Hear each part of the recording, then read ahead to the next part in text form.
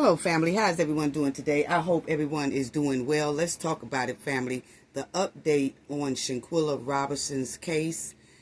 It is so twisted, and it has a lot of new details in this update that her family has been pushing for. So let's talk about that, because the update is a twisted roller coaster. And let's talk about day 10 of Diddy's trial. Y'all already know what we have to do. For the ones in the back, this video is under fair use.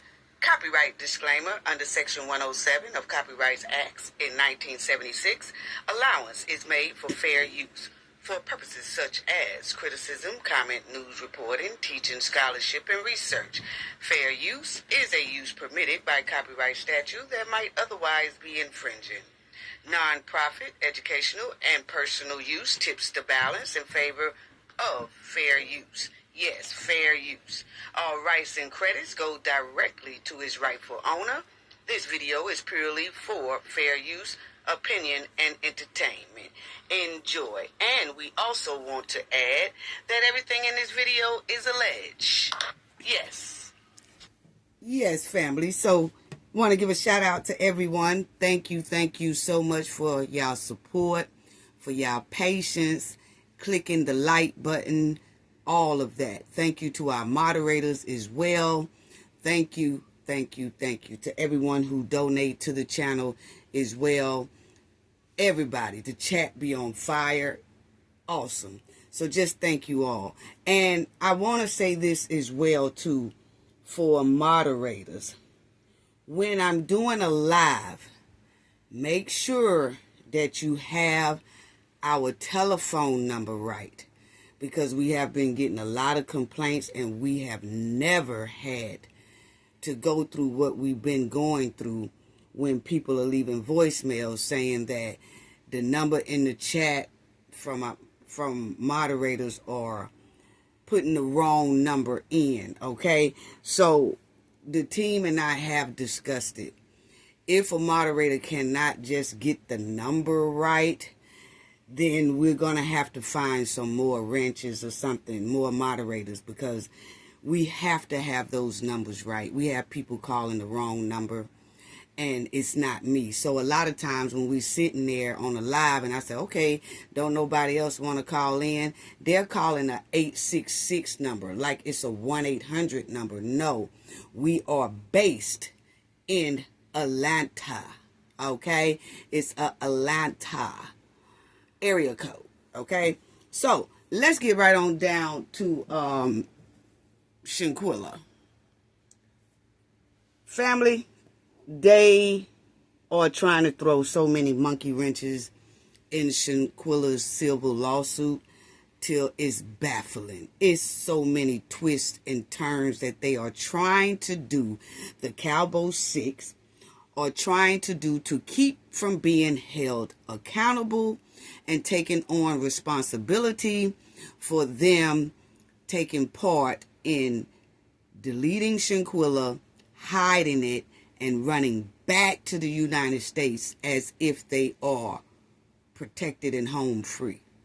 Yes. So let's talk about it, because last week, family, Shanquella family been just going through it. Her lawyers, her father, her mother, they have been back and forth into court, because you know, and for the ones who don't know, is that the Cowboy Six, when the civil suit dropped down on the Cowboy Six, it's about 4 of them started putting in motions to dismiss this civil case. And then you had the FBI, they were also putting in a motion to dismiss this civil lawsuit. And like we said, I just wish that the lawsuit had been filed separate, like one for the Cowboy Six and then one for the federal government. That way, if the federal government give you a big challenge, you can work on that for about a year or two. But regarding the Cowboy Six, you can get them taken care of right then, because it won't be, they're not attached with the FBI's lawsuit. You see what I'm saying? But anyway, they did it that way, and it's still good that they just did it, period. Okay? Regardless, at least they did it. So as y'all will see right there, is that the judge weighs whether or not he should let the lawsuit go on or to dismiss the lawsuit and let it, should the case be held in the United States or in Mexico. So it's a big mess. That's what they're going back and forth to court for now. And they just went back last week. Okay? And so y'all would see it says new filings reveal details in Shanquella Robinson's case. Okay? Shanquella Robinson family claims negligence in the FBI handling of Shanquella Robinson's demise investigation as they pursue a $100 million lawsuit. Okay? The federal judge in Charlotte heard arguments Wednesday in a high-profile civil case tied to the deletion of 25-year-old Shanquella Robinson, a Charlotte woman who passed in October 2022 while vacationing with friends in Cabo, St. Lucas, Mexico. Now, this was last week. It says this week, but it was last week when we was out, you know, for the holiday. And I hope everybody had a wonderful holiday as well. But this had came across and I got an alert and an email. So this right here says, during Wednesday 11 a.m. hearing in the United States District Court for the Western District of North Carolina, Judge Max O. Cogburn Jr. was expected to consider the federal defendant's motion to dismiss alongside these newly filed supplemental declarations. The federal agency maintained that the additional documents do not change the position set forth by the federal defendant in their motion to dismiss according to the court filing. Okay? So, you know, like they keep putting in the defendants, which is the Cabo 6, they keep putting in like motions to dismiss, but they're really not giving a legitimate reason besides take it to Mexico. They're really not explaining how, hey, this is not my fault, or this, or I wasn't in cahoots with it, or I didn't run, I have been cooperating. It's none of that. It's just send it to Mexico. Okay? So the judge is weighing all of that right there. And like they said, additional documents do not change the position set forth. Okay? Meaning that whatever that the defendants are putting in, the Cabo 6, is really not making a difference in what the judge's decision will be. Like, they're not making a big impact anyway on the judge to say, oh, you know what? Okay, I see this new information. No, it's basically the same old thing they filing. Dismiss, let Mexico handle it. That's basically what the Cabo 6 are trying to say. They trying to whizzle and weasel out of this whole thing. Now, attorneys for the Robinson family were expected to argue that they properly follow administrative procedures before filing suit, and the federal agency should be held accountable for their handling of the investigation. The outcome of Wednesday's hearing could determine whether the $100 million federal lawsuit will proceed to trial. First, a wrongful demise lawsuit filed in October 2024 against the 6 individuals who accompanied Robinson to Mexico alleged that Dejanay Jackson, aka Amani Green, which we had already been saying, we said that about almost 2 years ago. I gave y'all, she got like 15 different aliases, but this is the one who was windmilling on Shanquella. She was physically windmilling on Shanquella Robinson badly, while others recorded the assault. This suit seeks damages for wrongful deletion, battery, negligence, conspiracy, and emotional distress. 4 of the defendants, Elise Hyatt, went to Donovan, Malik Dyer, And most recently, Khalil Cook have filed motions to dismiss, arguing the case should be tried in Mexico rather than North Carolina. They think they slick. They think they slick. They trying to pull the okey doke because they know most likely they will not be extradited over there in Mexico. Because believe you me, even if Mexico set a court hearing for them to appear, they ain't got to go. They don't have to go. The only way they can be made to go is through extradition. Okay? And that most likely will not happen because they have not extradited Dejanay Jackson yet. 2 years later. Over 2 years later. Okay? So, second, the federal lawsuit against the FBI and State Department, which attorney Ben Crump announced on April 18th, seeking $100 million in damages for alleged lack of diligence. In the investigation, the newly filed court documents are related to this federal case. As a result, as a result of the FBI breach of duty, Shanquella Robinson, which is Shanquella's mother, suffered economic and emotional injuries. The note states, according to the court's filings, the timing of these notices could provide critical as federal defendants, including the FBI and the State Department, have moved to dismiss the lawsuit. Federal agents must typically receive administration claims before lawsuit can proceed under the Federal Tort Claim Act. Okay, so they're saying that Shanquella's side didn't fill out their administrative claims before they filed the lawsuit, but then their lawyer, Suzanne Robinson, said, yes, we did. Yes, we did.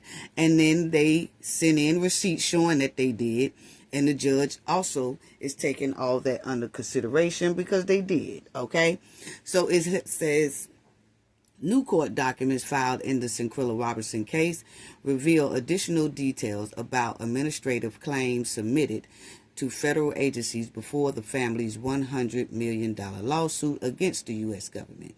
According to supplemental declarations filed on May 13th by the Federal Bureau of Investigation, Shanquella Robinson's attorney sent multiple notice of intent to sue letters in late 2024. The documents acknowledge receipts. So these are the receipts that she is giving the judge to show the judge, yes, we did send in administrative claim first. We sent those in first, and then we dropped the lawsuit. We just didn't drop the lawsuit because in the federal court, family, you have to file like administrative claim first. Then once that's really not answered, then you can go ahead on and pursue your lawsuit. Okay? Now, the documents acknowledge receipts of two previously undisclosed notices, date December the 4th and December the 13th, 2024. These notices were received by the FBI on December 16th and December 27th, 2024, respectively. Both letters allege negligence in the investigation of Shanquella Robinson's demise and failure to return her personal property. So they did send in something. So this is what they was in court discussing last week, family, because the judge had everybody to come back in, even the Cowboy 6 attorneys who was representing them, and then Shanquella Robinson, mother, her family, and her lawyer. And they had to discuss in the court, yes, we did send in this. Yes, we were on time for this. Yes, we did. They're saying we weren't, but here goes some receipts showing that we were. Okay? And then the judge has to debate on if he's just going to let this civil case go on to trial, or is he just going to dismiss this whole lawsuit altogether. So then it says, the legal debate on Wednesday also turned to where this case should be tried. Attorneys for some of the travel mates are not only asking for dismissal, but also requesting that the case be moved to Mexico if it proceeds. So see, that's another thing that, it automatically showed to me that the Cowboy Six is guilty, like we always said. We've got a video to prove it, okay? But it's quite strange that they just want to either dismiss the case, not a whole lot of reason on why, besides they're back on American soil and feel like, okay, well, take us back to Mexico. Well, y'all fled Mexico. Why did y'all flee Mexico anyway if you wanted to have a trial there? For real, stop playing in our face, okay? Y'all fled Mexico because you didn't want to go to Mexico jail. You didn't want Mexico to find out what you really did. You didn't want to have a trial in Mexico. That's why they jumped on the first plane smoking back on United States soil, back off in North Carolina. But now all of a sudden that the lawsuit is getting kind of heated up. Oh no, we'll go tell them to take it back to Mexico. No, you take it back to Mexico. You fled from Mexico, so obviously you don't want to go to Mexico for real. And if I was the lawyer, I would tell that judge that. I would have added that in their family. Hey, look here, judge. They saying take this thing back to Mexico. They want a dismissal. And if it proceeds, let's move it to Mexico. Judge, they can't be trusted to move nothing to Mexico because they ran out of Mexico, trying to avoid this very same case we are talking about. But anyway, family. So, the judge is, he's requesting that the case to be, they are the defendants, which is the Cowboy Six. Their attorneys are requesting that this case be moved to Mexico if it proceeds, okay? Now, Shanquella Robinson's mother legal team strongly disagrees. A United States citizen should not be allowed to go overseas, harm, or be involved in harming another United States citizen and come back to the United States and essentially say that they are on base, that they are not going to be held liable, accountable, or responsible, said Suzanne Robinson. Okay? That's Shanquella and them attorney. So then it says here, the government lawyer emphasized that more than 4,000 pages of documents and over 2 hours of video are still being reviewed. They cited privacy laws and procedural delays as reason for the time taken. So they're trying to say that because it's like 4,000 pages of stuff that they have to go through. This is on the FBI side. They said they got 4,000 pages to go through. They haven't been able to go through all of it. And then they have so much footage, over 2 hours of footage of what happened to Shanquella. Till that's why it's taking so much time. What? They got all Diddy evidence together in 8 months.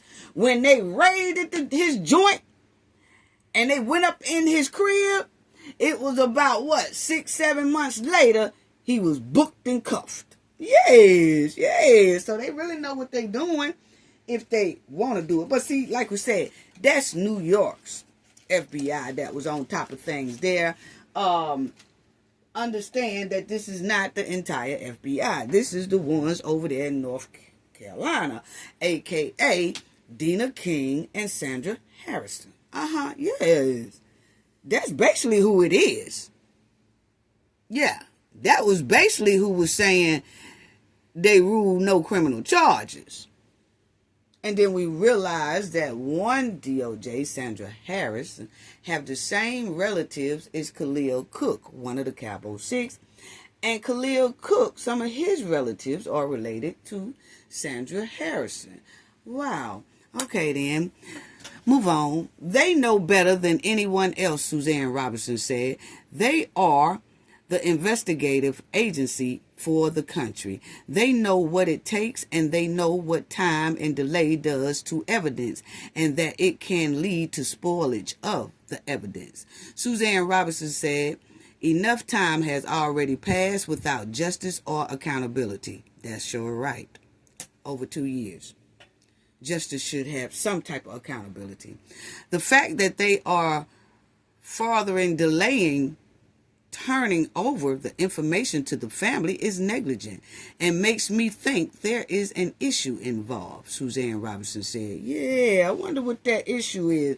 Oh, yeah, we wonder what that issue is. Yeah, we just talked about it. I just said.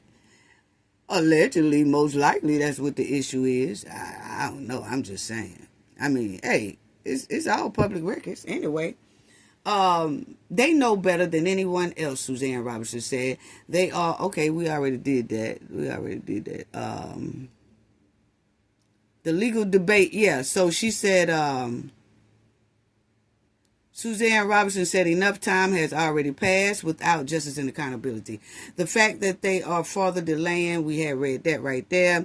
The legal debate on Wednesday also turned to where this case should be tried. Attorneys for some of the travel mates not only asking for dismissal, they want it to be moved in Mexico, and they like, no. We are definitely not doing that.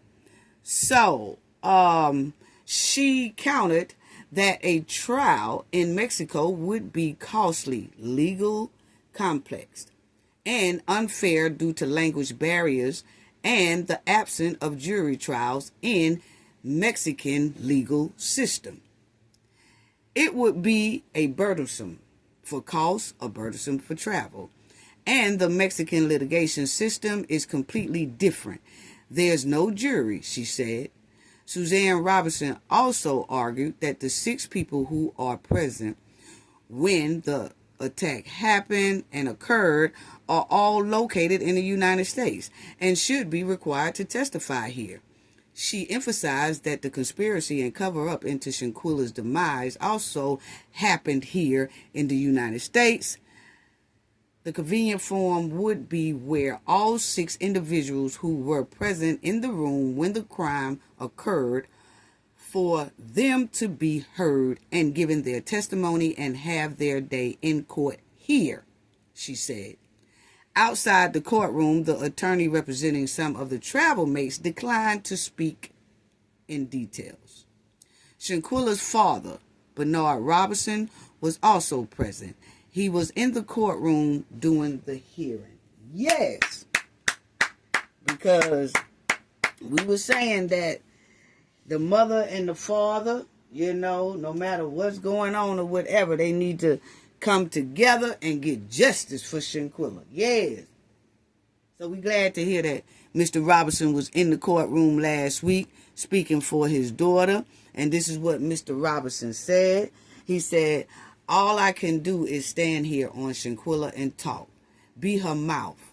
Be her voice. Because she didn't deserve this at all, he said. Justice will be served, and nobody can tell me it won't be served. And sometimes it takes a while. At this time, the judge has not made a ruling on whether the case will be dismissed or allowed to move forward in federal court.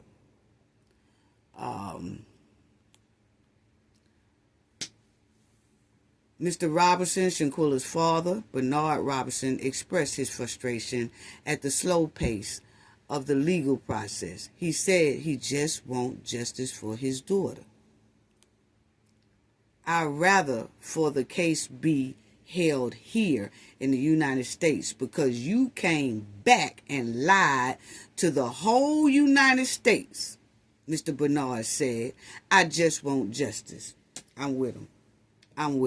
They came back here and lied to the whole United States about alcohol poisoning when they know that she was jumped on and deleted, and they cleaned up the scene, told a bunch of lies, tried to extort money from Shanquella's mother. Her mother didn't give it to him, but they jumped on the plane and flew back to North Carolina and was still lying, and bought Shanquella belongings back to her mother, lying, saying, oh, we so sorry that she past of alcohol poisoning. They didn't come out with the truth until the video came out with the truth. And then they started hiding ever since.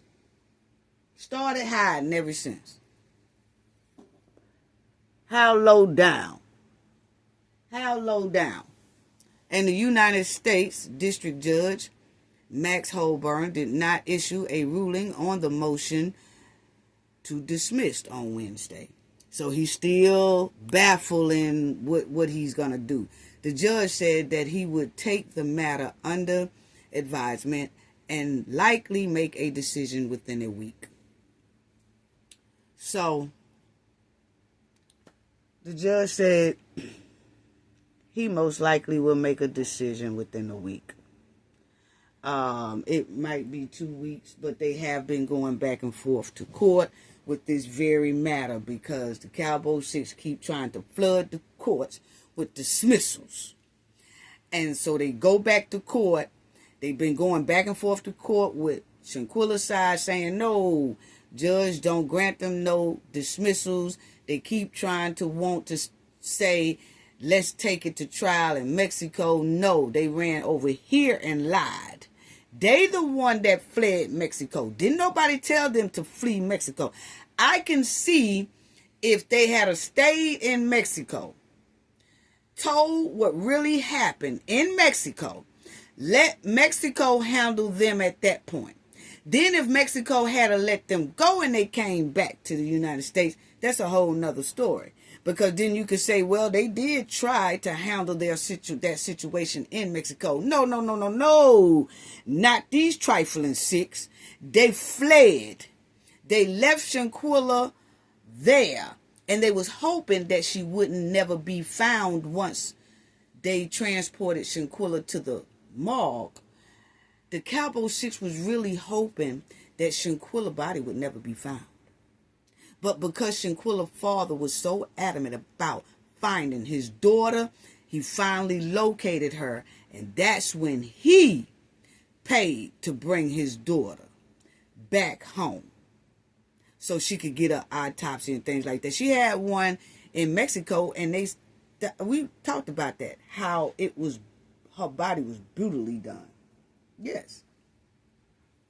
So while they talking about moving back to Mexico, no, y'all ain't been to Mexico once. Y'all like to flee. So we know that you're not going to go back voluntarily. So yeah, they do need to have it here because see, that shows proof that they likes to run and flee. And the lawyer should have brought that up in her argument statements in court last week about judge. I mean, why are we even considering them saying take it back to Mexico when they are the ones who fled Mexico to keep from being held accountable? So since they fled from there and didn't want to be held accountable, and they're here and this is where they belong, let's go ahead on and try them here. Let's do a trial. Yeah. Yeah.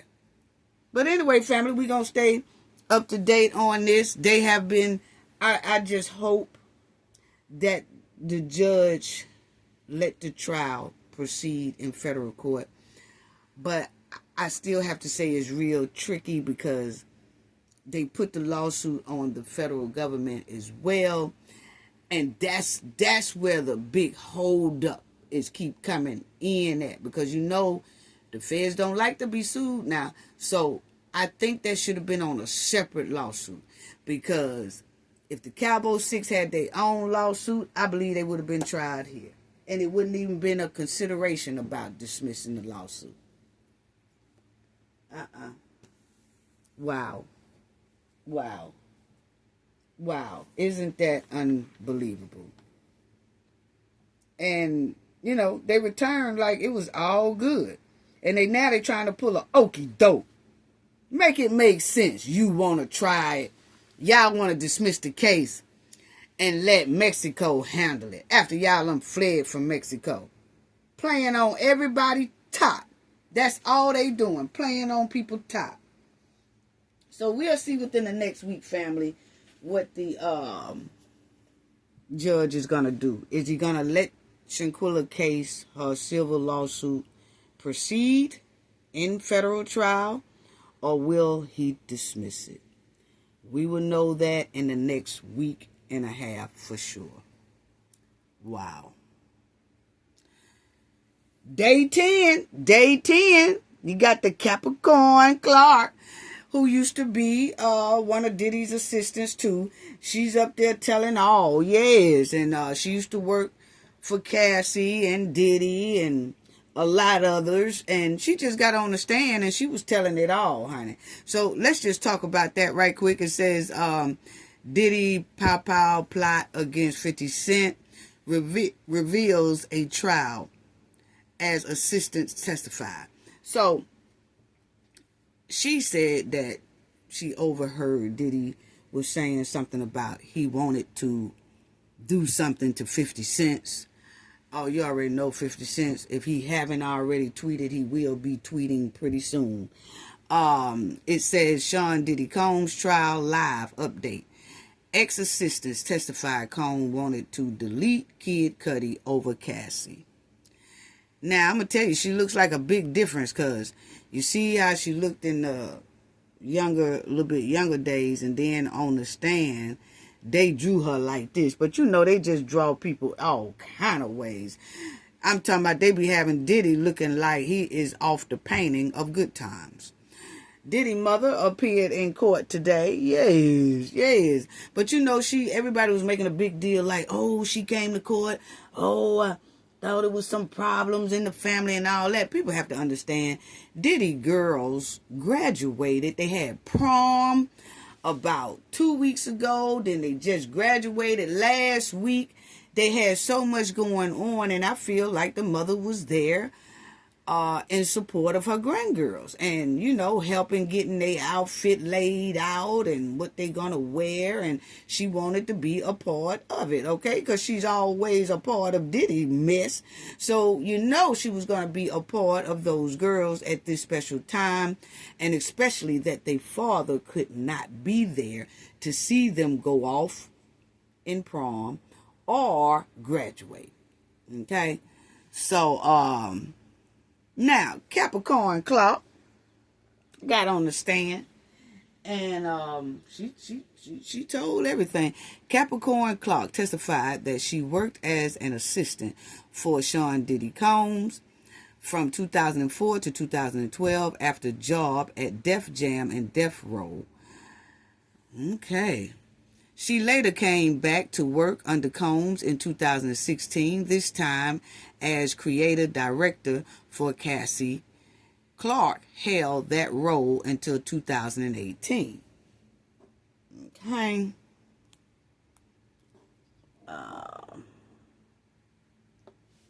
Okay. Sean Diddy Combs kept a cool demeanor when he allegedly threatened to delete his employees, Capricorn said, over her past connections to his rival Suge Knight, the ex-employee told the jury on Tuesday. So, remind you that she worked for Def Jam and Suge Knight before on Death Row Records, before she started working with Diddy. Then Diddy hired her, okay? Now, Combs was apparently furious that Clark did not disclose her former employment with Knight, a fellow rap entrepreneur who Combs had a deep hate for. According to the testimony, Clark said Combs and a large bodyguard known as Uncle Paulie brought her into a spot in Central Park to send her a menacing message close to the time she started working for Combs in 2004. Combs told me he didn't know that I had anything to do with Suge Knight, and if anything happened, he would have to delete me, Clark said. So Diddy found out that she used to work for Death Row. And Diddy is thinking, why are you working for me and you used to work for Death Row? I didn't know you used to work for Suge Knight. I did not know that. And if I did, I most likely wouldn't have hired you because I know me and Suge Knight don't get along. And are you here for a setup? basically. And so she said Sean told her, okay, if anything happened, he would have to delete her. That's what she said on the stand now, family. You know, that's what she said. That's how she said the conversation went. There was nothing I could do in Central Park to tell him I was a trustworthy person, Clark said. Clark is one of a number of witnesses being called to support the prosecution's theory that Combs and members of his inner circle regularly threatened and abused people, including love interests and members of his staff. So see, they are pointing at that direction, family, of racketeering, because if you are employed at a company, which is Combs Enterprise, and you are hired to be an assistant, or you are hired to be a secretary, or whatever you are hired to do, bodyguard, whatever, you're supposed to be doing that job specifically. Your boss shouldn't have you doing things that is against the law or criminal. Now you mixing your business up with your employees. Now you are having your employees not only work for you on a legit position they was hired for, but you also are using them to do criminal behavior. Okay? And that's what they call racketeering. That's what they call. That's what they point to. Because you're not supposed to use your employees for doing criminal behavior. So, Capricorn Clark appeared nervous on the stand as she recounted a couple of incidents involving Sean Combs, her former boss. She described one incident at MTV when Combs was doing press with rapper 50 Cent. Clark, Combs, and an entertainer manager who worked for both Combs and 50 Cent got into an elevator afterwards, she recalled. They were having a back and forth, Clark said, recounting the conversation between Combs and the manager. She remembered Combs saying, I don't like all the back and forth. I like weapons. Combs was discussing 50 Cent, Clark said, and she perceived his tone as very serious. Capricorn Clark said she developed alopecia due to the stress of work for Sean Combs. Alopecia, which causes hair loss, is an immune disease that can be triggered by a number of causes, including stress. Clark said she was paid $65,000 a year as his personal assistant. What? $65,000 a year for his personal assistant? But then he paid those men who was his assistants. Remember, one of them said he was making $120,000 a year. So why the female got paid less, did it? You see what I'm saying? Yeah. Because she was doing basically the same thing the other one was doing. Yeah. Wow. $65,000 a year, honey. She could have been a manager at any retail store. And, general manager, store manager, something like that, and got that same amount with less stress. Yes. Folks, women, she ain't had to worry about nobody windmilling on top of her head, none of that. $65,000 and working for Diddy, I'd be like, Nick, please, I go down here to the local Best Buy and get a manager job and get more than that. You got to be crazy. And especially with all the shenanigans you putting down, nah, I pass. Nah, dog. Anyway, a former assistant, can you guys see it? Yeah. A former assistant to Sean Combs said someone threatened to throw her in the East River over some missing jewelry, according to testimony given Tuesday morning. Capricorn Clark was accused of the theft in 2004, a couple of months after she began working for Combs. She said Clark was handed some diamond jewelries that was given to Combs on loan from the Jacob jeweler. Okay? And that jewelry came up missing. So he felt like she took it. And I'm going to tell you, once Diddy said, you didn't tell me you worked for Suge Knight, I think she should have disclosed that, because everybody knew the big hoorah between, at the time, East Coast, West Coast type. It was a mess, uncalled for, and it just stunk up the joint. Okay? It stunk up hip-hop as well. But anyway, once Diddy found out that she worked for Suge Knight, and he kept saying, hey, you know, you should have told me, but I'm going to tell you right now, if anything happened, I'm going to have to delete you. She should have just said right then, hey, look here, I'll go on and leave your company, because you right, I should have told you. I don't want you to think that I'm here because I'm trying to do something dirty or infiltrate your business to share with Suge Knight, anything like that. Nah, I just find another job.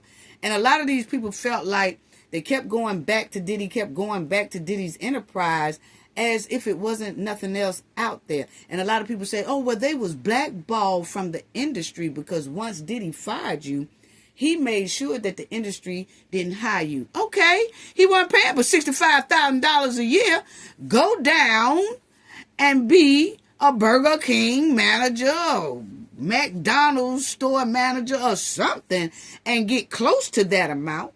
It's something out there that's not pertaining to industry that would have paid her $65,000 a year. She says she was assistant. She knows how to do this. She knows how to be creative with outfits, wardrobe, and all that stuff she was doing for Cassie. She could have did that just on the outside herself. Yes. But anyway, that jury came up missing, family. You remember they put that other male assistants on the lie detector test? Well, because Diddy thought that he took his bracelet. Well, here, he had a bag of jewelry. And it came up missing. And the jewelry wasn't even his. It was a loan from Jacob the jeweler. Okay? So Combs gave her the bag of jewelry before a flight to Miami. Soon afterwards, she realized the jewelry was missing, Clark said. Combs directed her to stay in New York while he continued to work in Miami. Clark continued. She was accompanied by a security staffer who went back to her home and searched it. So they searched her house. Yes, he wanted his money. He wanted his money. The next day, Clark said she was taken to a building she was unfamiliar with. It would later become the headquarters for Bad Boys, Combs' company. She was taken to the 6th floor, which was dilapidated and unfurnished, she said, and directed to sit at a 6-foot-long folding table.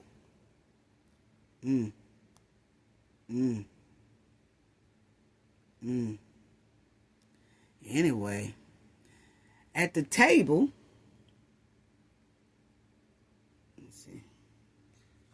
at the table was a man Clark had never seen before, whom she described as very wide, about 5 of me, Clark estimated, holding her arms outstretched to show the man's grip, okay? The man, who she said was chain smoking cigarettes and drinking black coffee when she encountered him, gave her a lie detective test and questioned her about the jury, Clark testified. Clark was jumpy, nervous, and it was throwing off the lie detector, she recalled. The man told her he would throw me in the East River if she couldn't calm down, she said. So, hey, she was all fidgety and jumpy and all that stuff. And that man was like, hey, look here, if you don't be still, we're going to put you in that East River and call it the day. What? telling you. Because he don't trust her anyway, because she used to work for Suge Knight, she should have just left that job, point blank, period. But anyway, the violence against her, Clark said, was preceded by an incident during which Combs got upset with her for taking too long getting back after running an errand. See, your problem is you want a life, and you can't have that here, Clark said Combs told her upon her return. So evidently she must have told him she was late because she had to do something, probably tend to a kid or do something that's her personal time. And he gonna tell her, that's your problem. You want a life, and you can't have that here. You can't have no life? Boy, bye. Boy, bye. The next day, Clark grumbled to Combs' personal chef that she hates it here. After being told there was no turkey bacon, annoyed, the chef stepped outside of the kitchen to relay Clark's comment to Combs, who was standing on the back deck of his home. So the chef, once she told the chef, hey, we don't have no turkey bacon today, oh, that made him hot. What you mean we ain't got no turkey bacon? You supposed to be the assistant. You supposed to be making sure we got all this stuff up in here. We ain't got no turkey bacon. And then you come in here with no turkey bacon and then try to talk about how you hate it here. Matter of fact, let me go out here and tell boss that you ain't got no turkey bacon and you up here griping about how you hate it here. And he did just that. Went right on out there and told on her ass. Yes, and Diddy came in there mad. Diddy came in there mad. She said that he charged at me, Clark said. She described Combs running towards her, then pushing her back forcefully on her shoulders. If you hate it here, get the F out of my house, Clark said in a shaky voice as she recalled that Combs told her during the incident. She left Bad Boys, Combs' company, shortly after, she said. That was crossing my boundaries, Clark said, her voice tightening. Sean Combs was often violent with his staffers, Capricorn Clark testified. Nothing that he fought with men and women who worked for him. Clark, who worked for Combs in a variety of roles, describing Combs throwing phones at male security staff and a barber when he was upset. He also once got violent with her in the summer of 2006, she alleged, while she was staying with him in his Miami mansion on Star Island. So you know that Diddy did allegedly have a lot of his friends or his employees stay with him. That's another thing that can put you in a whole bunch of trouble, is having your employees living at your house. I know assistants supposed to be taking care of you 24/7 and all that stuff like that, but you need to get them something near, a place to stay near your spot, not inside your spot. But Diddy allegedly had that habit because it's a lot of his friends. You remember Lil Rod? He said while him and Diddy was working on that Love album that he stayed at Diddy's house for some months until they completed the Love album. And that's when Lil Rod said a whole bunch of strange things was happening for some change. Yes. He's supposed to be testifying pretty soon here coming up as well. So she said while she was staying in Diddy's house, he was violent to her as well. Capricorn Clark is now detailing an incident of alleged kidnapping in December 2011. Clark said she was kidnapped by Sean Combs after Combs found out that Kid Cudi was dating his on and off girlfriend at the time, Cassie. Capricorn Clark said Combs banged on her door, between 5:30 and 6 a.m. on December 22nd, 2011. It sounded like metal clanging against her metal door, she recalled. She opened the door to Combs looking furious with a weapon in his hand and his dress slacks ripped at the area. Combs entered Clark's apartment with a pile. Okay. Why didn't you tell me? Clark recalled Combs saying, referring to Cudi. Get dressed. We're going to delete him, Combs continued, according to Clark.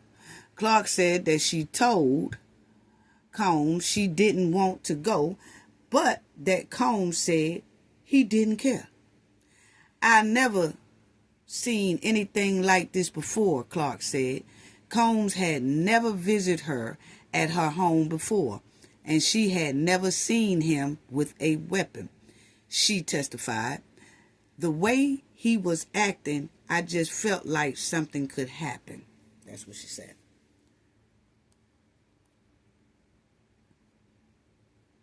Cassie, what the F? So this was she recalled saying in her testimony. Clark described Combs coming to her house that morning with the pile, and that Combs had taken Clark to Kid Cudi's house to delete him.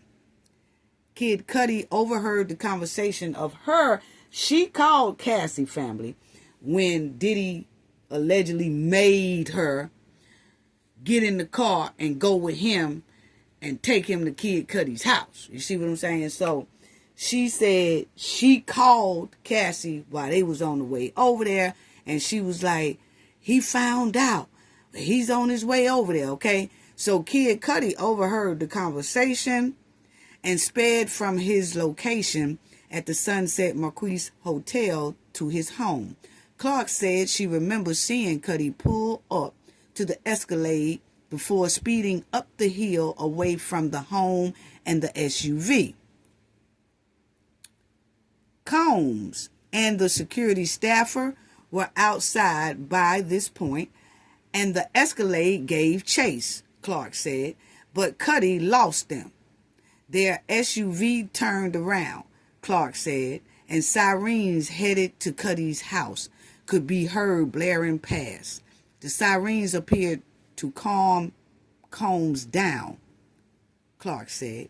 He just started to, maybe for the first time that morning, pull himself together, Clark said. So what she's saying is that when Diddy heard all those sirens and stuff like that, now Kid Cudi said when he got to his house, see, that's why I said, which version is the truth?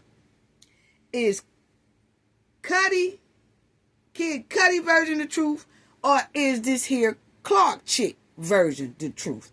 Because Kid Cudi specifically said that in his testimony that when he heard that Combs was over there, he called Diddy, and Diddy said, yeah, I'm here waiting on you. And Cudi said, he said, oh, I'll be right there. Then Kid Cudi said when he arrived at his house, Diddy was no longer there. He was gone. Well, according to this Clark lady, she's saying that Kid Cudi did pull up while they were still there. And then Kid Cudi pulled up to their Escalade and realized it was more than just Diddy and Clark. Diddy had security and whoever else with him. So then Kid Cudi speeds off. This is what she's saying. Then Kid Cudi speeds off, goes up the hill. Then Diddy and his entourage and Clark, whatever, who was in the car, they gave chase to Kid Cudi. Okay, so Kid Cudi never told us that Diddy gave chase to him. So is Kid Cudi version the right version, or is this Clark chick the right version? Because she said that they gave chase to Cudi. They was trying to get Cudi, but Cudi lost them. Then after that, they just heard sirens.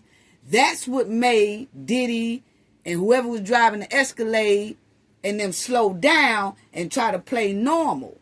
This is what she's saying. And then that's when Diddy pulled himself together, because he's like, there go the police, y'all. There go the police. They headed to his house. Everybody. So then she said it's like Diddy didn't no longer have that rage, like, get him, get him, get him. He calmed himself down and like, okay, let's go on back to the crib. Let's get away from here. It's too hot. Like that.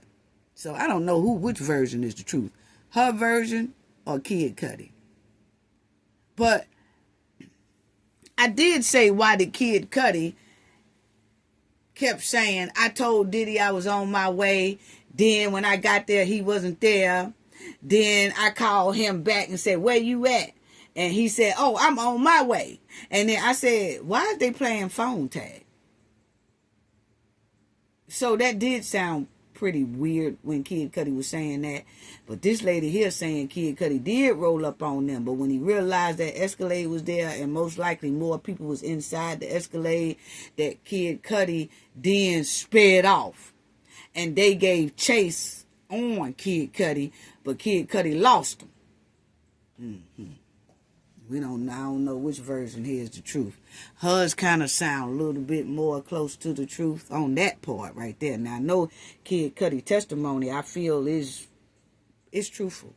But that part right there, I don't think he wanted to make himself look like a little wimp by saying, yeah, I pulled up, but I seen that Escalade with some people, and I took off and jetted, and they started chasing behind me, and then I lost them, I dipped them. I don't think he wanted to say all that, so he just left that part out and act like they were just playing phone tag. That's what it's giving.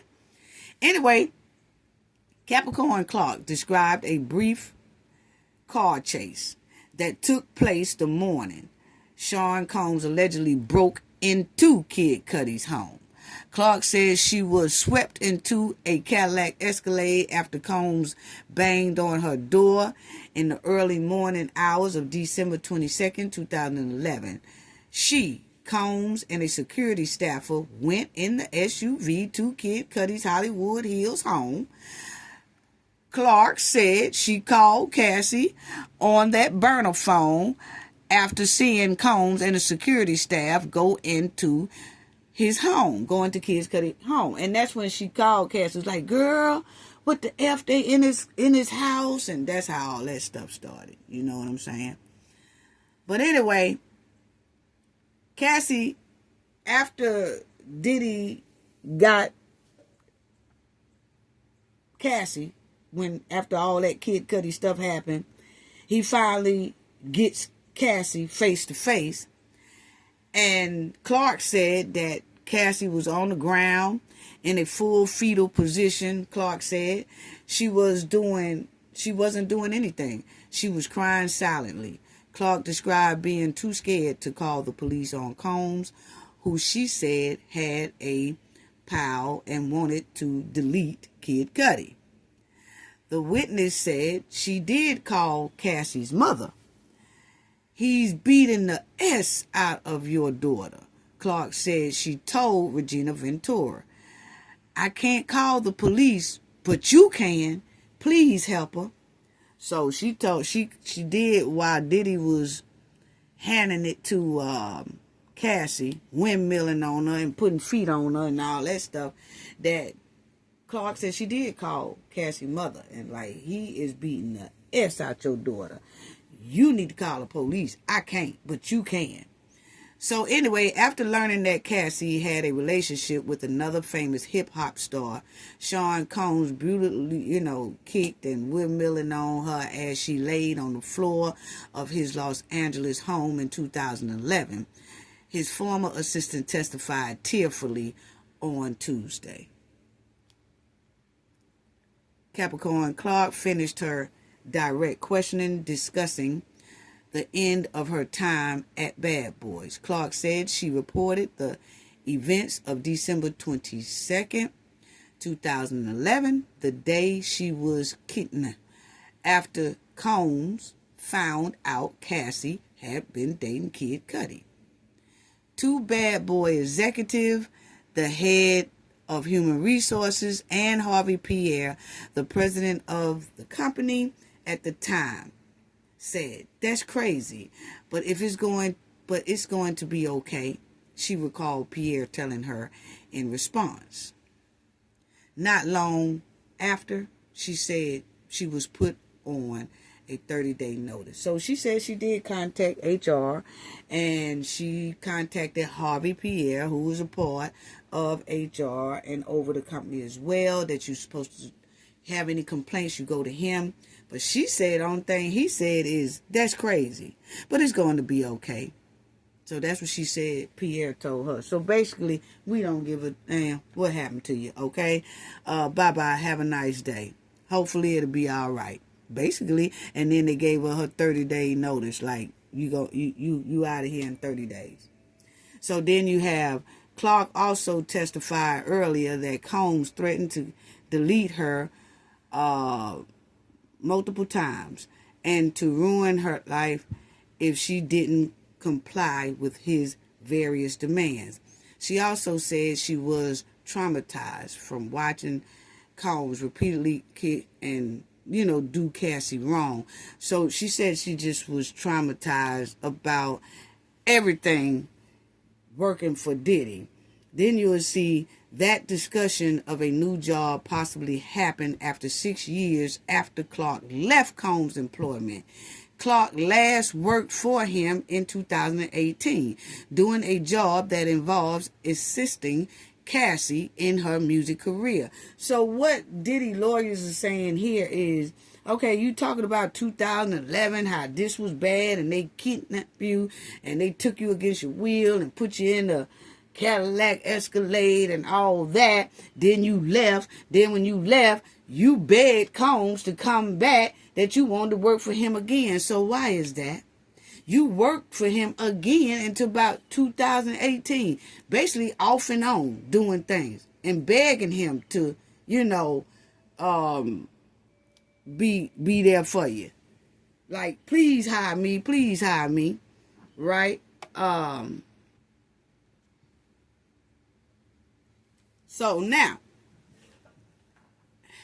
it was recently, as April 2024, that former employee Capricorn Clark wanted to work for Sean Diddy Combs, who she has accused of, like, windmilling on her and kidnapping her and psychologically tormenting her for years. So what they saying is like, okay, if that was all that was happening in 2011, then you said you left shortly after he started clowning on you and trying to charge after you and do all that.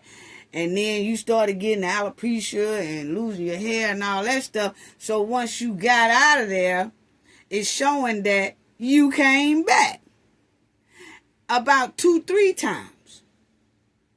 Okay?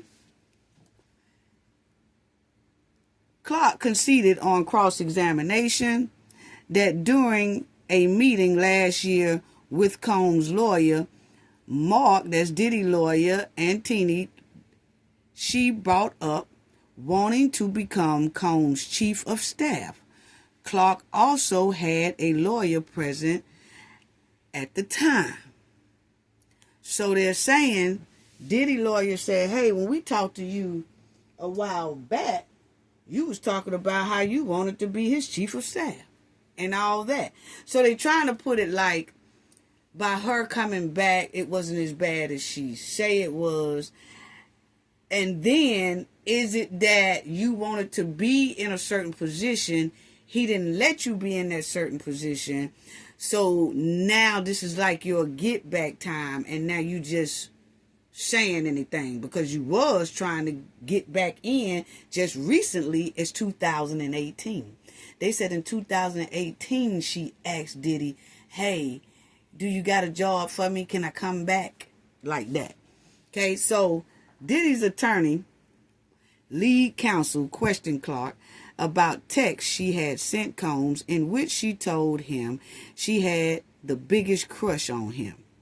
Clark wondered if they had misused all that street candy in that message. So what she's saying is, yeah, I did say that, but maybe I was on that street candy. I guess she don't feel like that now.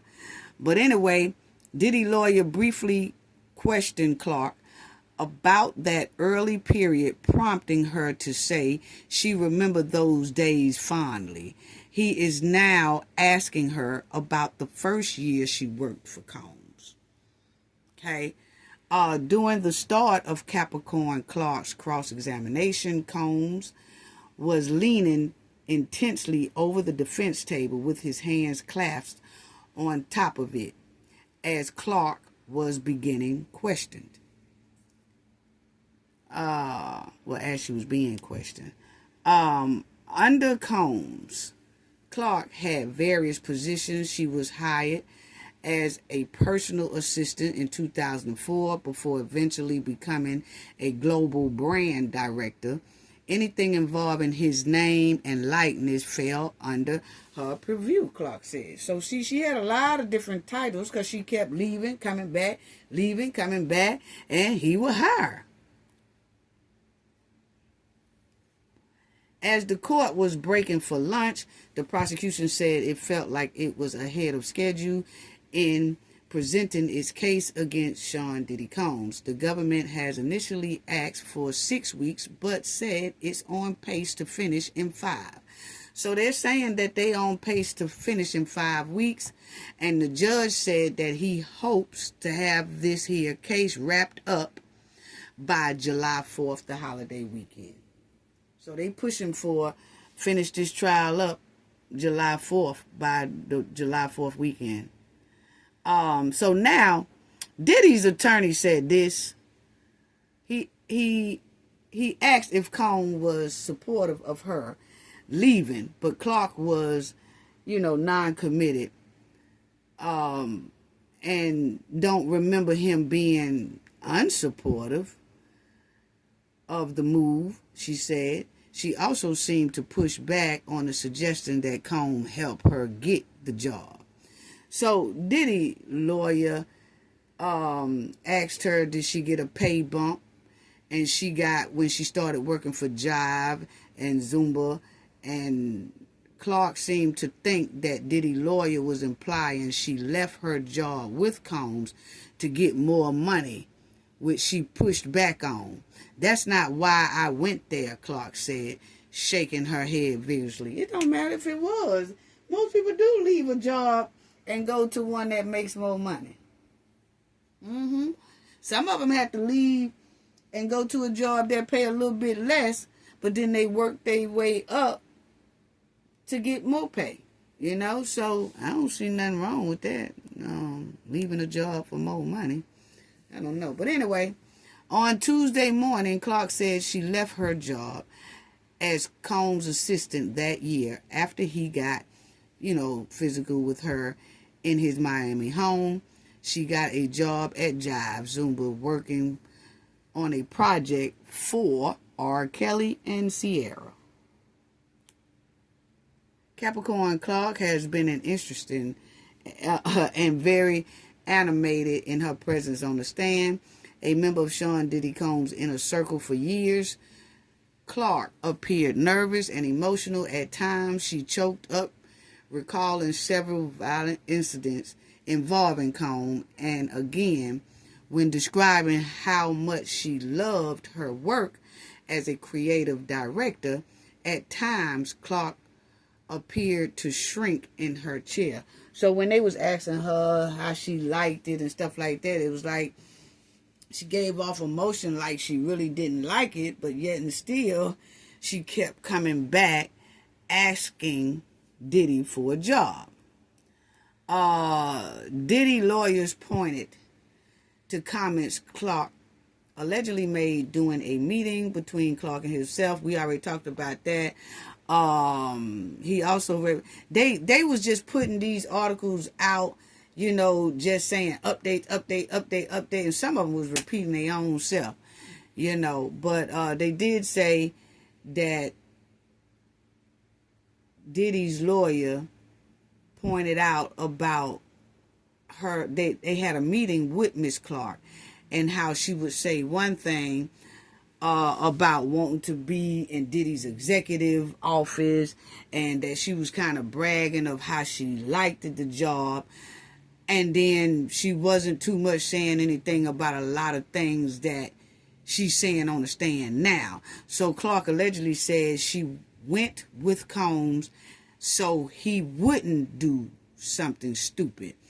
Okay? Now, Diddy lawyers are saying when they first talked to Miss Clark, she told them, oh, I went with them over Kid Cudi's house because I ain't want Diddy to do nothing stupid.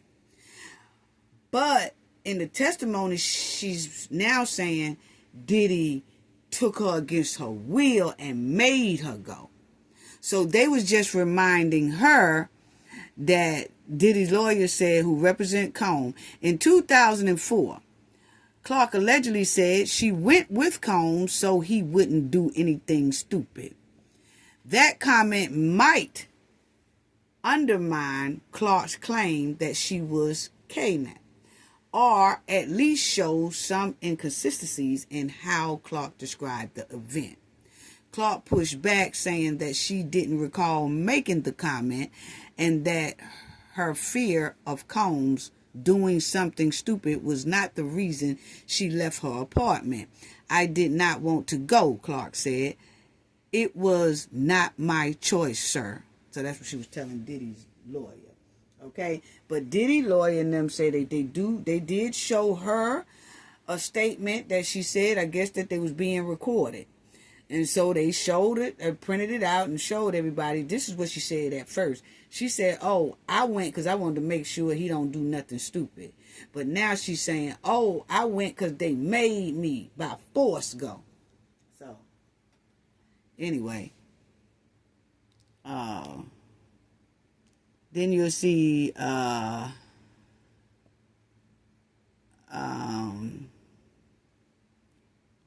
me see what else.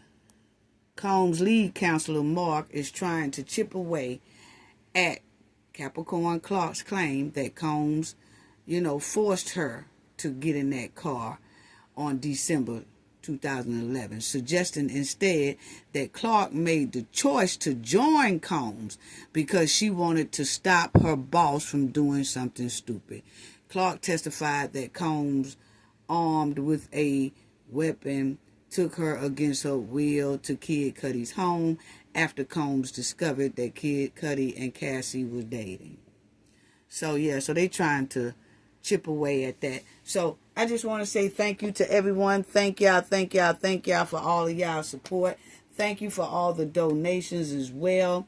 Thank you to our moderators. Love y'all. Sending big loves and hugs to you all. Sending loves and hugs to the chat, to our subscribers, old subscribers, new subscribers, our subscribers overseas in London. Shout out to y'all all over the world. Thank y'all for taking the time to join Cafe of Knowledge and subscribe. Please hit the like button if you haven't already. But thank you. Sending love to each one of y'all. I will be reviewing Diddy's case. It won't be every night. I'm going to just take, because it's getting close to where a lot of the juice of the case is, either gone or we waiting to see what this racketeering and P-tuition, which we see a little bit of that as well. But we just going to get right to the meat and potatoes of people testifying. So I'll be coming on like every other day or every 3 days, and we'll review the meat and potatoes of the Diddy trial and touch on other topics as well that we always talk about, and people who need their story out there to bring awareness to what's going on in their life as well. So thank y'all so much for being great supporters. I can't thank y'all enough. Sending love and hugs. Gain knowledge to prevent blockage. And we all know what that means. The more you know, the harder it is for anybody to block y'all from your goals and success. Bye-bye.